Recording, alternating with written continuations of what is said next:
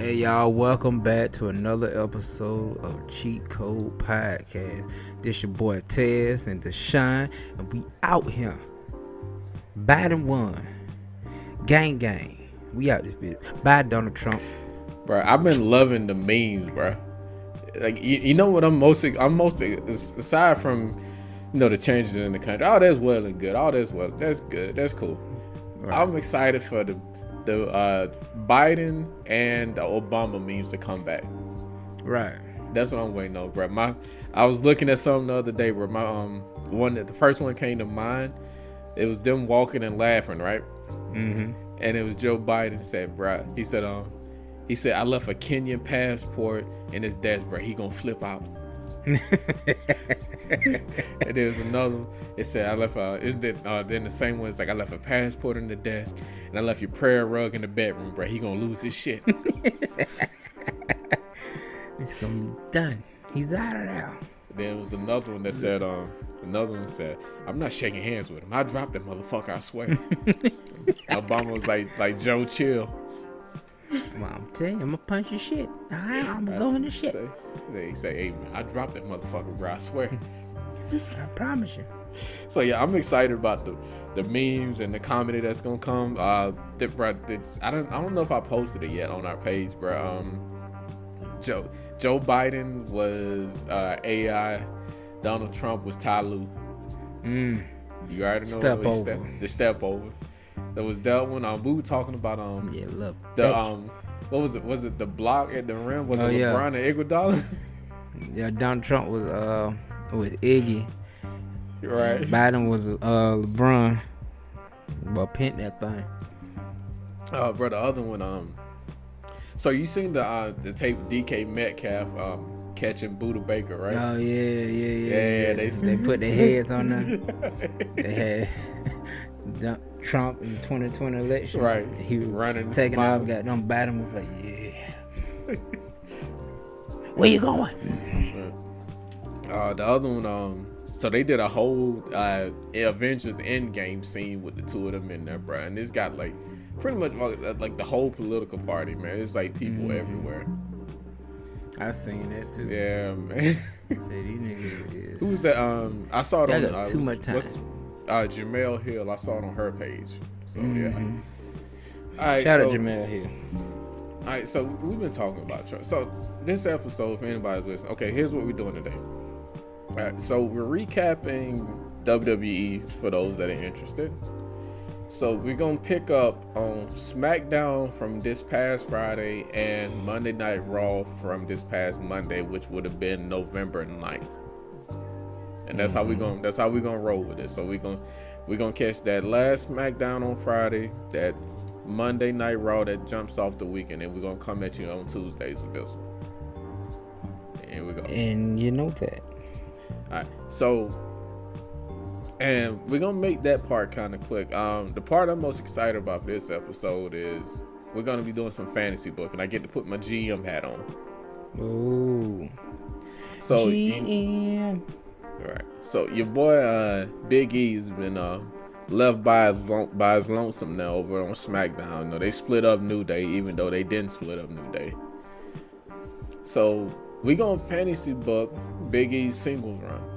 How I think it should go, how I hope it goes, and how it probably won't go.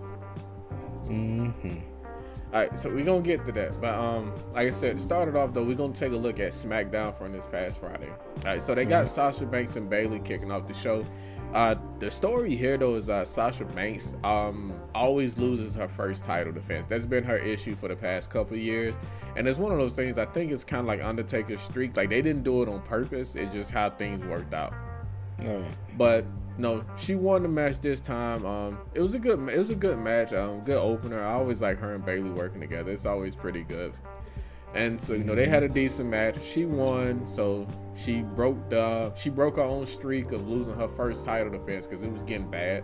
And then here comes Carmella at the top of the ramp, super kick, and then a face buster on the ramp, and then she stands there and poses for the camera. Which I'm okay. Has she wrestled in a while? No, I ain't heard that name in a minute. And it was kind of they were teasing some blonde and in these like vignettes and videos for the past couple weeks, and like everybody kind of figured out it was her about a month ago, but then they never acknowledged it was her, and then she finally said she had an injury. Maybe, more likely. That's usually about the only time they go off TV is when they're hurt. But anyway, she's back now. That too, Becky Lynch. So she's back now. She's in the title picture. We'll see where that goes. I mean, I like Carmella, but I don't know. I feel like if they were gonna build up something like that, they could have gave us somebody new. Right. Like she's like, I mean, she didn't do the moonwalk, bro. That was really the only difference from what she did before she left and like now. So I don't know. Maybe they got something better in mind, but she's really no different than before. I mean, blonde hair. Oh well. Moving on. Okay, so did she have blonde hair before? She did at one point. So she had like blonde, then she went like a darker, like red color for a little bit. Now she's back to blonde. Yeah. Booty. Moving on. Next up, it was a triple threat women's match. It was Ruby Riott, Zelina Vega, and Natalya. Natalya's been trying for the past 2 weeks to get on the women's Survivor Series team, which I assume she's gonna get on there at some point. I mean, they don't really have a whole lot of credible women to choose from, so I don't think they're really gonna leave her off the card if they can help it.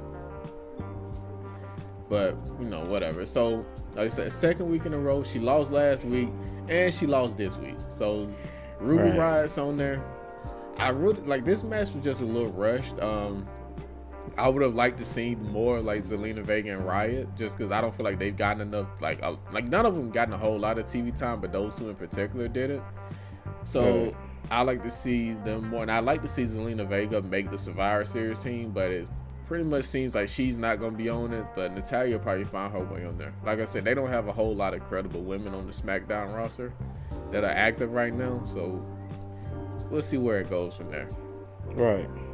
All right. Next up was Otis and Seth Rollins. Now this came after, this match came after Rey Mysterio and what's the guy, Baron Corbin, right? And they've been. Remember I told you a while ago they've been running this whole angles Rey Mysterio and his son Dominic against Seth Rollins and Murphy, and I feel like that was a year ago when I told you about it, bro, because they've been running this storyline to death. I mean, they literally pulled it from one show to the next and kept going. Like, I think a lot of people were excited, when they did the draft and they put Seth Rollins on SmackDown, but then as soon as they put Dominic and Rey Mysterio on SmackDown, we knew the story was going to continue. So they brought Rey's daughter in, and now she's got a love angle going with Murphy, which I think she's about 19 or 20 and he's closer to 40. So, yeah, you know, it is what it is, I guess. But, you know, all for a storyline. Pretty much. And just to like, I don't think they were like dating in real life. No. Fuck no. That would be just right. Ray wouldn't have that. Hey, Ray be behind bars, man. If this was real life, but I think Ray would have cut somebody. I'm trying to. Hey, he ain't got to do it. Hey, shout out to my Brown brothers out there. We rock together. All right, so they've been running that storyline, and so they start out. Like the story started with Ray and Baron Corbin's match, which was also a Survivor Series qualifier. Ray couldn't. No, he was trying to get in touch with his daughter, couldn't find her, and then of course, predictably, midway through the match, he's going out there with Corbin. Murphy comes out. She comes out behind him. Ray gets distracted, loses the match. Oh yeah, Seth Rollins is already out there, by the way. It all feels so minor at this point, you forget the details. Right. Like in actuality. So he was out there, and then Seth Rollins is going with Otis. Looks like Otis is about to win. Then Murphy comes out, and they're teasing this whole angle where Murphy is like looking at Seth Rollins and saying, that family didn't accept me. I want to come back to you. And Seth is like, I knew you'd come back. I told you, come here. And then Aaliyah comes up. She's mad with him, and he's like, look, I got this. Just trust me. So it looks like he's kind of working a double angle between the two, and it's possibly going to turn on Seth at some point or another, maybe a Survivor Series, which probably means this storyline is going to keep going for a while, bro. And I'll be honest, man, I'm a little tired. He might turn on them. Yeah, I don't know. He might, at the end of the day, he might just... But yeah, and honestly, I think, like I said, I like Dominic. He's definitely got something. Like, he's gonna be good. Like, I'll give him that. He's gonna be good. But he needs to he needs to hit the gym, and like he needs to hit like developmental. Like if they need to send him back to NXT, send him down to somewhere in Florida and let him work for a little bit. Cause I mean, he's like right now he's just getting by because of his pops, man. Like he doesn't look like physically intimidating, and he's not like that athletically impressive in the ring to like pull this off without it being without his dad being around. Right. And if they want to ever get him past that point, like he's got to go off TV for a while. Like we've seen him, we know he's good. It's gonna be great when he comes back. Get him the fuck off TV. But you know what? I think once this ends, then I think that will happen. He's not gonna be on TV as much. Right. Because honestly, I think too, like, I don't know. I mean, I guess like most guys there are pretty safe to work with, but I mean, Seth Rollins is one of the better guys as far as like ring work and is concerned. I can't say safety because he has injured like 3 people with that fucking buckle bomb. So he injured Finn Balor when Finn Balor won the Universal title, and he had to vacate that title the next day because he busted his shoulder. And then he also sent Sting into retirement. So I can't say he's the safest guy anymore. You know, that I kind of shot myself in the foot with that argument. I was going there, and then it all hit me. This motherfucker retired Sting, bro. Sting, my boy. Sting, bro. He did it. He retired him.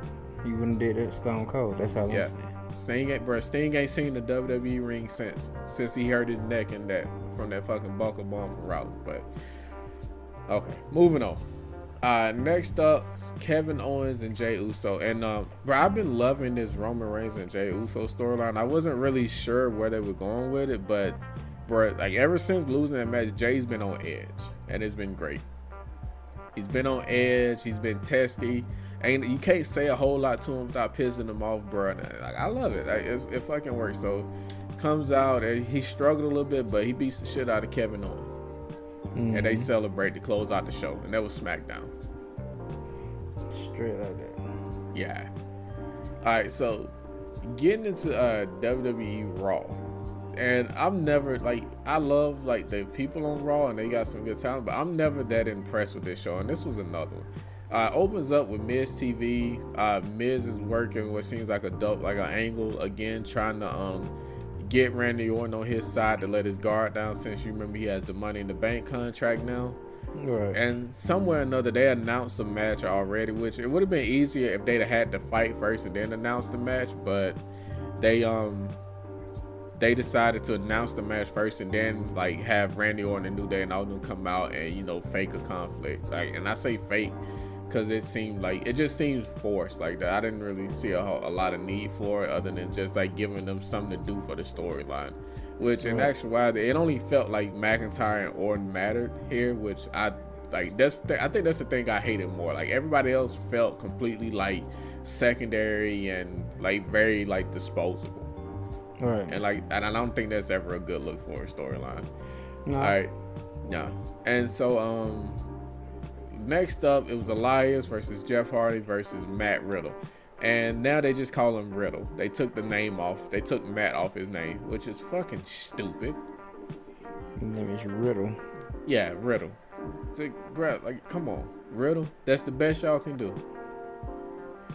But anyway, so he wins the match, Riddle does, and not surprised because, like I said, Hardy and Elias have been in a feud since the guitar on the pole match. That was fucking dumb. But guitar on the pole. Yeah, they really did that, bro. They really did that, bro. So now that's where we at with that. So seems like they gonna continue to go back and forth, and Riddle's on the Survivor Series team now. All right. Skip over the women's match. Like I said, it wasn't much there. They didn't really do a whole lot. Lana didn't get put through the table yet. That was about the biggest thing from there. The match itself was like, you could have fast forwarded through there. I mean, I love Shayna Baszler, and they've completely like taken everything about her that was good in NXT, and like they took it, wiped their ass with it, and sat it in the trash can for 4 days. All right, that's so crazy. Yeah, and they're still sitting in the trash can. You can smell it, bro. Like, you know what it used to be. All right, so next up, they got the men's team. So I think the men's Raw team is about fleshed out. So you got AJ Styles, you got Sheamus, you got Keith Lee, You got Braun Strowman and you got Riddle now. Which Braun Strowman looks like I put it on Twitter. Braun Strowman looks like a train conductor off PBS. Like, he looked like he would have been on Shining Time Station, bro, with Thomas the Engine, man.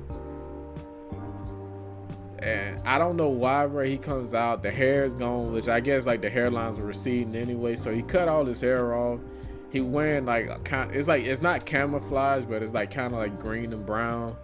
And then he's got these big ass gloves on, and then they blow like train smoke and an engine. They call it the Strowman Express. That shit's whack, bro.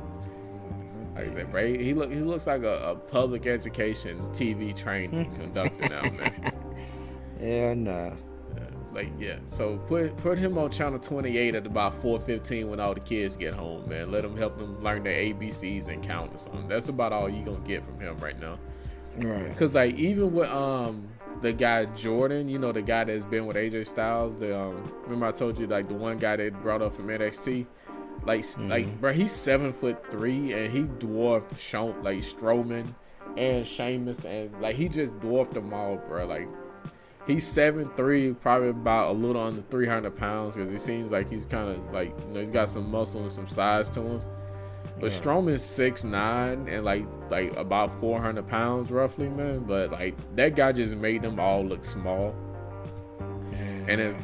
And like I said, Strowman's moveset is a little limited anyway. So I mean, we'll see where that happens. But anyway, they had a triple threat. They had a tag match. So it was Riddle and Keith Lee versus Sheamus and Braun Strowman. Because of course they're doing the whole thing where the Survivor Series team can't get along, and they've done that so much. I feel like they do it every year, so it's kind of expected at this point. I mean, it is what it is. Like, I don't find it particularly entertaining, but no, I already know we're going to get it next year too. So, I mean, it's not even worth arguing about. The only good thing about this match was AJ Styles. Really. I mean, the match itself was cool, but he was the highlight of the match. I mean, he took a couple hits, you know. I think he got kicked in the face twice by Matt Riddle while he was out there trying to beat a referee. Then he got squashed between Strowman and Keith Lee. So, I mean, he had a couple funny spots in there, and I think that kind of helped the match go along.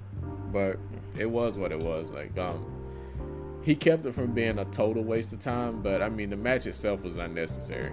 Like, there was nothing to fight for. It didn't get him anywhere. Right. And they're supposed to be on the team, so it was dumb in that aspect.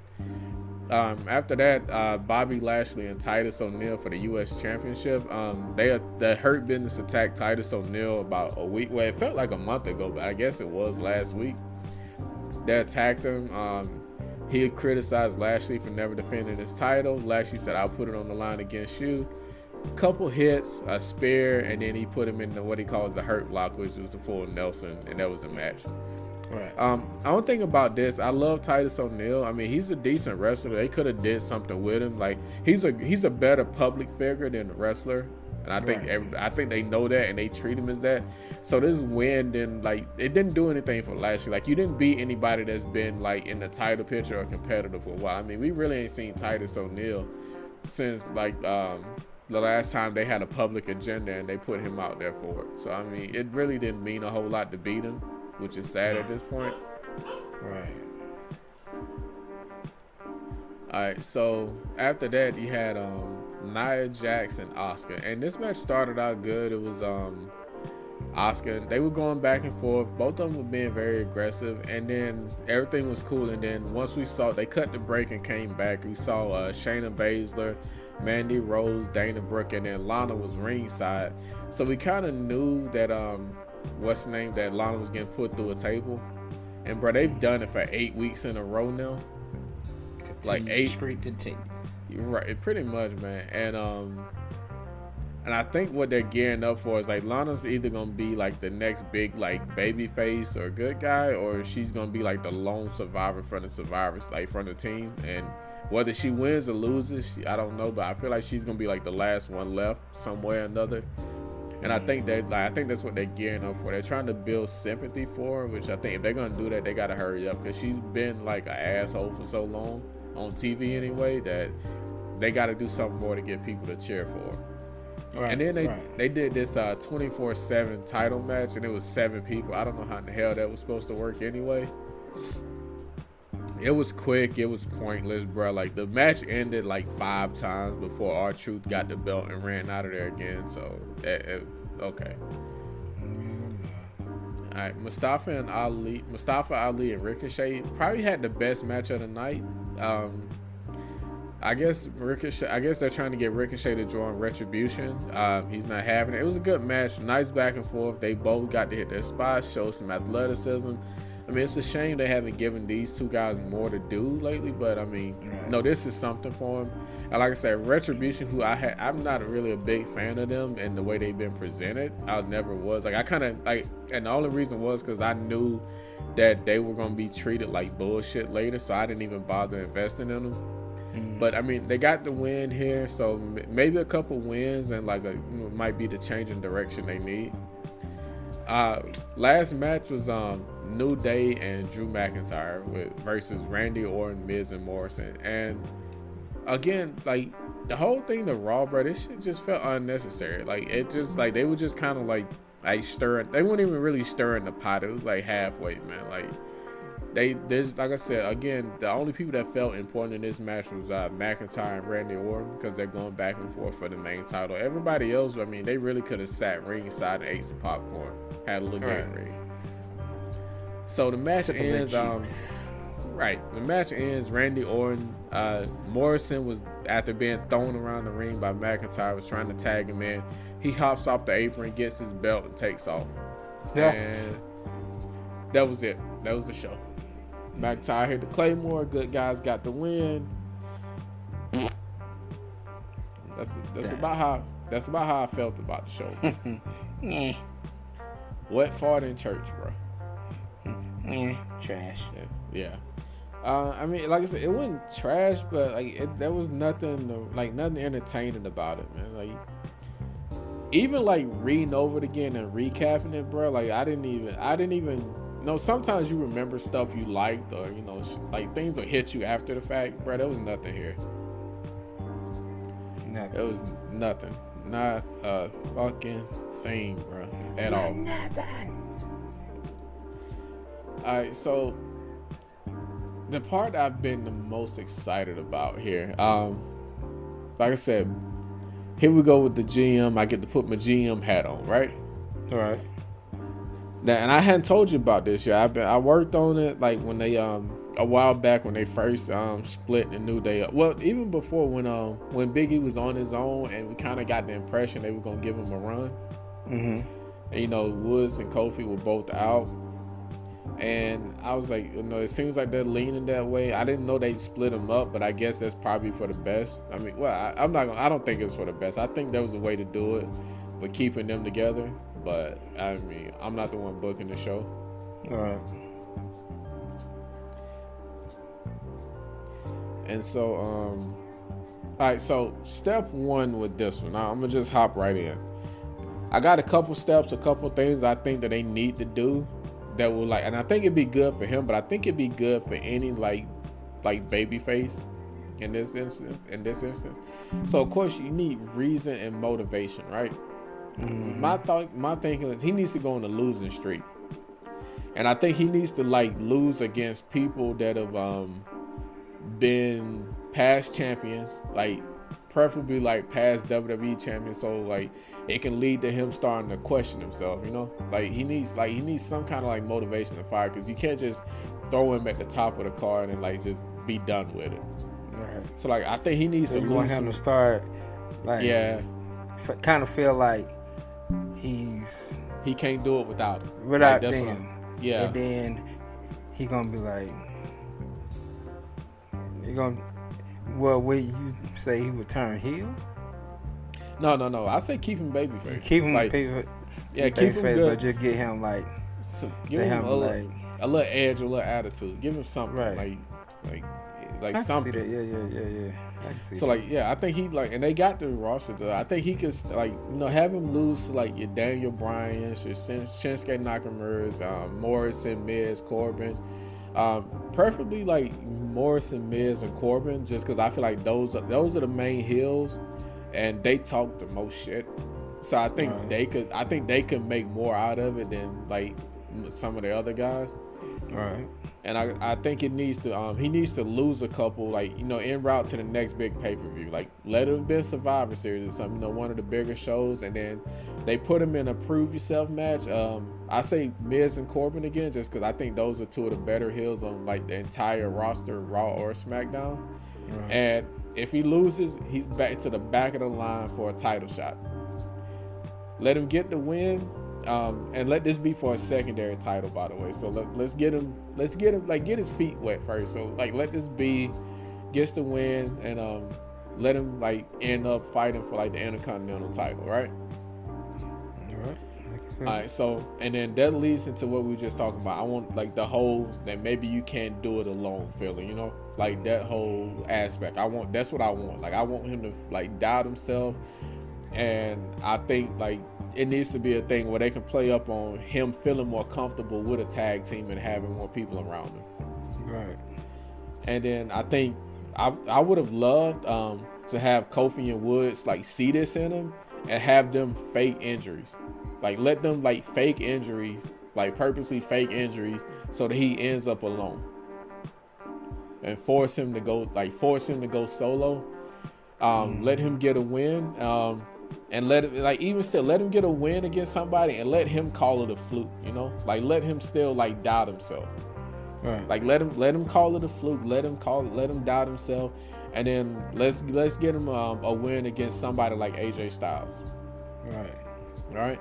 Let's get him that win against AJ Styles, you know, somebody that's really good, really big right now. And then let him get a speech from a veteran, a black veteran. Preferably MVP. You know, like, he's really good on the mic. We know he has a really good relationship. I mean, you seen him crying tears when Kofi won the title a year ago. Right. So, like, let's let him get that, like, fired up, like, coach speech from MVP. Like I said, and it's crazy that MVP is still around too. Is Hurt Business on Raw or SmackDown? Yeah, Raw. Oh, okay, so they couldn't work together. Not right now, but I think that's minor, bro. People flip-flop from shows so much, they can make it work. They can make that happen if they really wanted to. And I think the speech, like, because, like, even now, the Hurt Business, they're not, like, necessarily, like, complete, like, heels and bad guys. They just kind of do what they want to do, right? And I think that's, I said, the speech he gets from MVP, it needs to be centered around, like, you don't want to wait 10 years like Kofi did before you take what's yours. Right.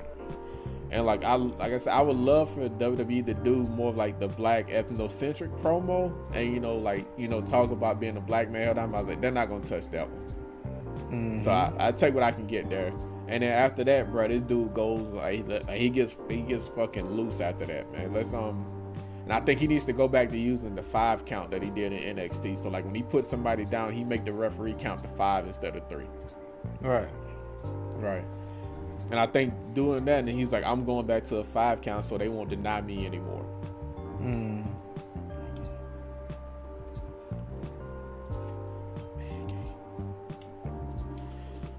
All right, so next, and